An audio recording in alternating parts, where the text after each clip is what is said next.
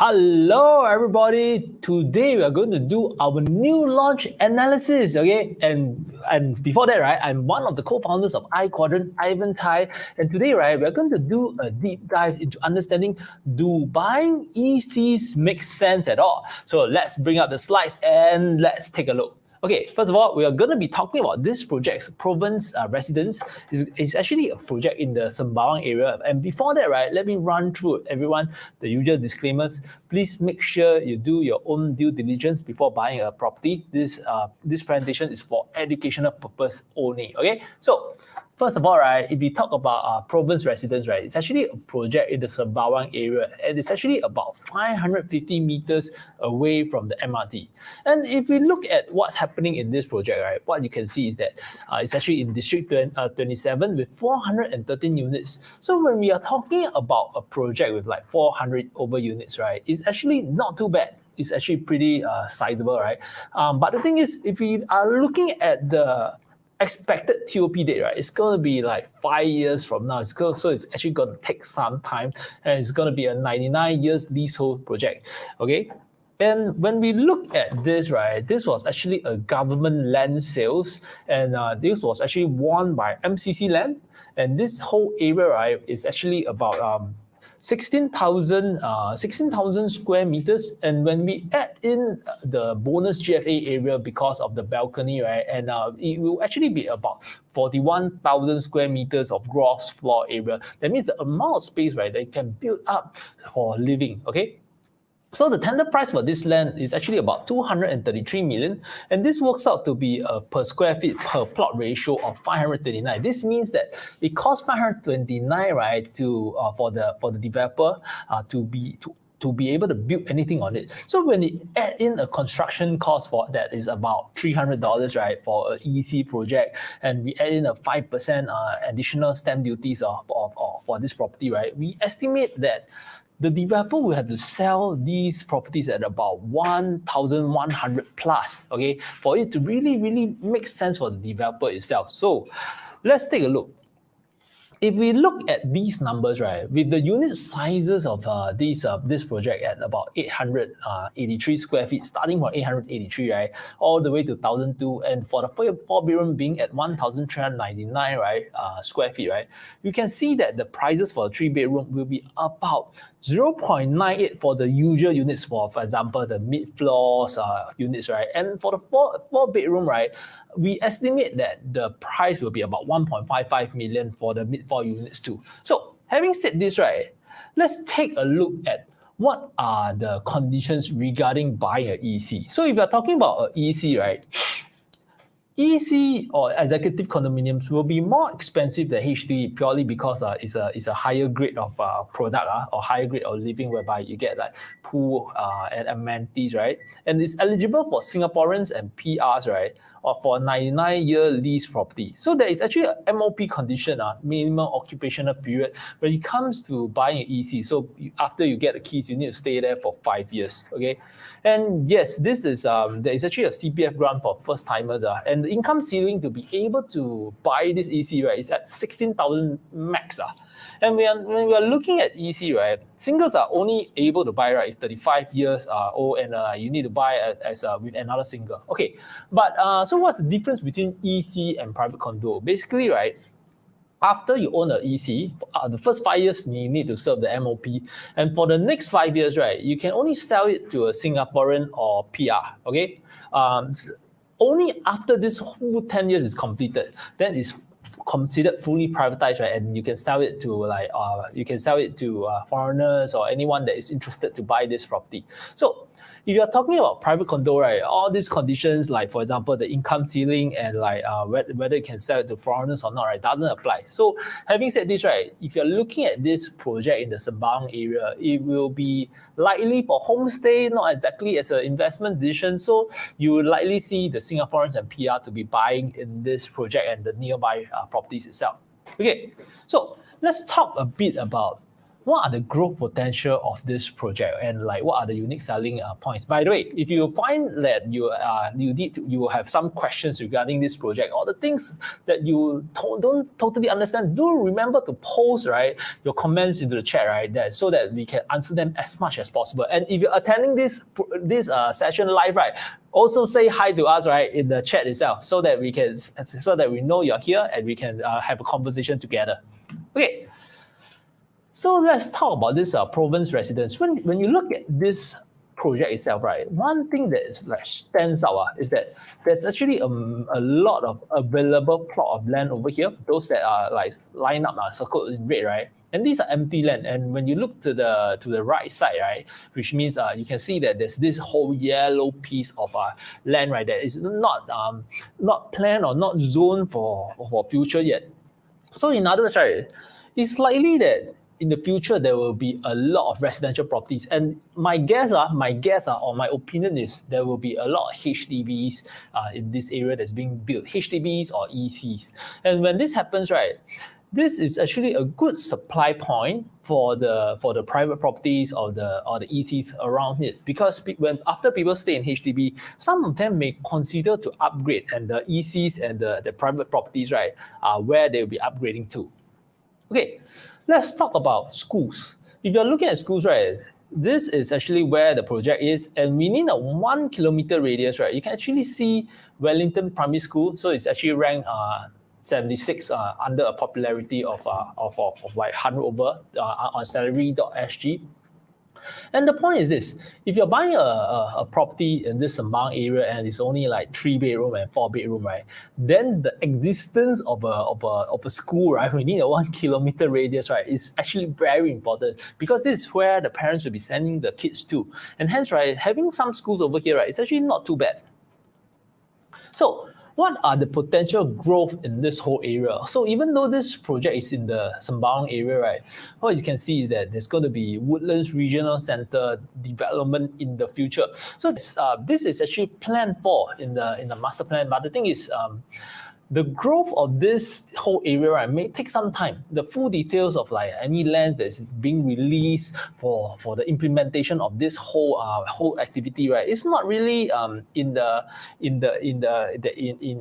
news or in the information. The information is out there yet. So having said this, when you look at this circle over here, this yellow star, this is actually one bright yellow star that you can actually look for in this area, and this is about the agri-food innovation park.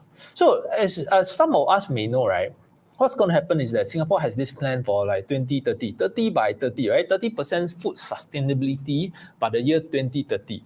And when this happens, there will be increasing capital that's actually being invested in this whole area to make this whole situation a reality, this whole 30 by 30 a reality.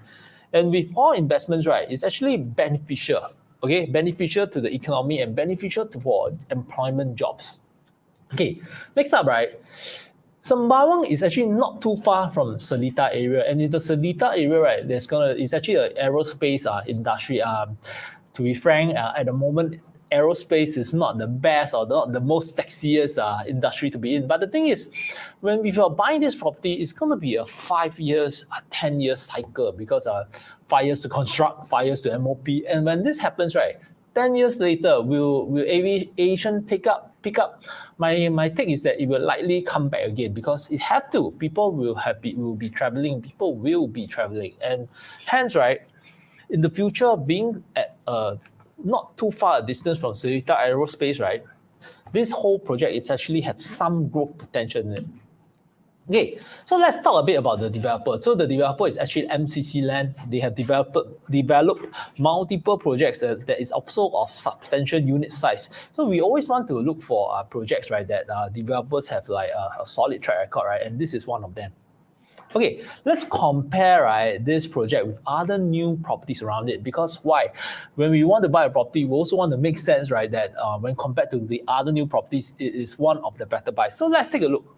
So when we look at this Provence Residence, it's actually leasehold as an EC, and it's going to TOP in 5 years, estimated 5 years are 2026, and 550 meters away from Canberra MRT. So when we look at two other projects that's being launched here, right, it's actually Candice Residence. It's a private condo, 130 meters, 130 units. And it's going to TOP this year, so it's you'll be collecting keys real soon. But the thing is, it's actually about 2.2 kilometers from the MRT, so to be frank, not really accessible.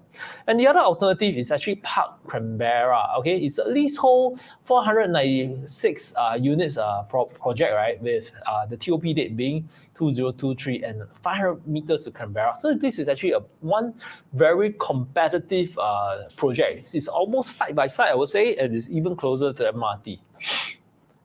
So let's take a look at the 3-bedroom comparison. So if we look at Provence Residence, right, we estimate that the starting price will be about 0.98 million at about 1,112 per square feet.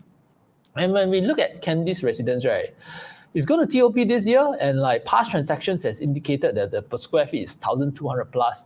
And for this, right, Provence Residence is actually a much better choice compared to Candice Residence purely because the per square feet is lower for Provence, and it's actually closer to MRT.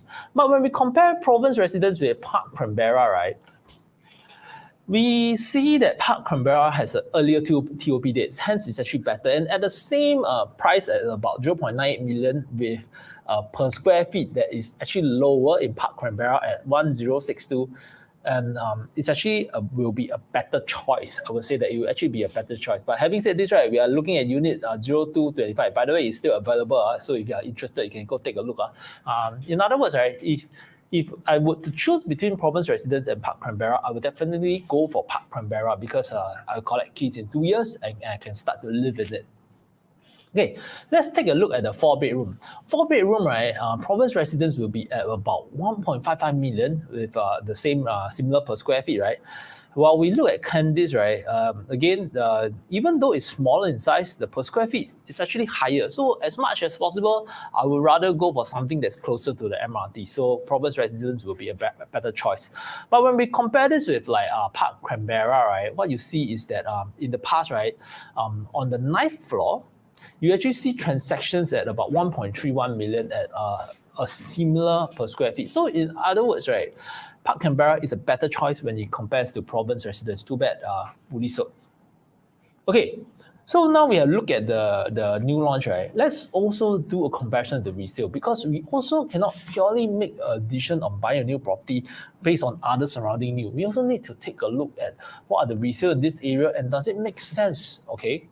So first of all, right, let's look at this Provence Residence. Surrounding it, you will start to see the Visionaire and the Brownstone. These are actually EC projects, right? That is actually also pretty near the MRT, 550 meters away to Canberra for the Visionaire, and the Brownstone, right, is also 500 meters away from Canberra. So when we look at the Nautica and the Canberra Residence, right, these are actually private condos. So they are actually fully private status, right? And it's 750 meters and like 650 meters. So these are all sizable projects. So they are actually pretty good comparisons. And when we look at One Canberra and 8 Courtyard, right, these are projects that it gets further and further from the MRT itself. And on the Sembawang side, you start to see Sky Park Residence and Park Life. These are Sky Park Residence and Park Life are both ECs, and they're also both sizable. So we also include this Sembawang, these properties, right, that's nearer to the Sembawang MRT, right, for more completeness of analysis. Okay, so let's take a look. So when we compare Provence Residence, right, with the other ECs in this area, right, what you see is that if you're choosing, for example, the Brownstone, or it's actually about 1 million and it's TOP in 2017, so it's actually 4 years old. So in other words, right, you'll be paying like 1,100 per square feet. So when you compare this with Provence Residence, right, I would say that you are getting an older project at the same price, hence I would rather take the newer. But when you start to compare with other projects like Visionaire, right, it's actually lower quantum, 0.8 million at 1,000, about nearly $1,009 per square feet asking. So in other words, right, if you compare the Visionaire with Provence Residence, right, I would rather go for the Visionaire instead because I can collect keys immediately, I can move in immediately, and at $1,009, right, it's still a negotiable price. Maybe you can negotiate 5% lower, so you end up at $950 per square feet. And move in immediately, still pretty new, lower quantum, I think I'll take it any day. So in other words, right, if I'm looking to be buying something within this area, right, I would rather go for the resale and start to negotiate from there. And when we look at One Canberra, right, it's going to be further from MRT, but at the same time, the per square feet and is actually lower. But between these two, between One Canberra and Visionaire, I would rather take the Visionaire. Okay, so if we look more to the west side, right, you can see Canberra Residence, the Nautica, and I Quadrant being private properties. And when you look at their per square feet, even though they are actually older, right, this will be about 951, and this is I Quadrant, it's actually 939. I'd rather take something closer to the MRT. So for Canberra Residence, right, it's still very competitive. It's a private status and 900 plus per square feet. Okay, so if we look at the 4-bedroom EC, right, you can see that the brownstone asking is about 1,000 per square feet, and One Canberra, right, is actually 900 plus. So when we look at these numbers, right, the resale actually is competitively priced. So in other words, right, if I'm not able to get the new launch, I'd rather go for the resale. So if we look more to the Canberra Residence and Nautica and I Quadrant, right, again, their per square feet, right, especially for Canberra Residence, right, it's very competitive. So actually, it's actually worth it to visit and view all these resale properties, right, to see they are better. Okay, so now we'll look at all the new launch and all the resale, right. Let's take a look and understand the exit strategy, because when we are buying a property, right, as much as possible, we hope to see some capital gains, or will it maintain its value for the property itself. And when we do this, right, we actually analyze this within 3 categories, which is, first of all, is this property just for the homeowners whereby you're looking for happiness and you want to find joy in living in a new place? Or is it for the investor whereby you get a rental plus capital appreciation? Okay. And in between, right, is where we see the home investors, whereby you buy a property and you expect to see some capital appreciation in this project itself. So when we take a deeper dive, right, into the numbers, right, what we can tell is that it is the resale around this project is actually very competitive, priced very competitive. So in other words, right, if you buy this new launch itself and you want to see price increase, right, the surrounding also have to increase quite a bit.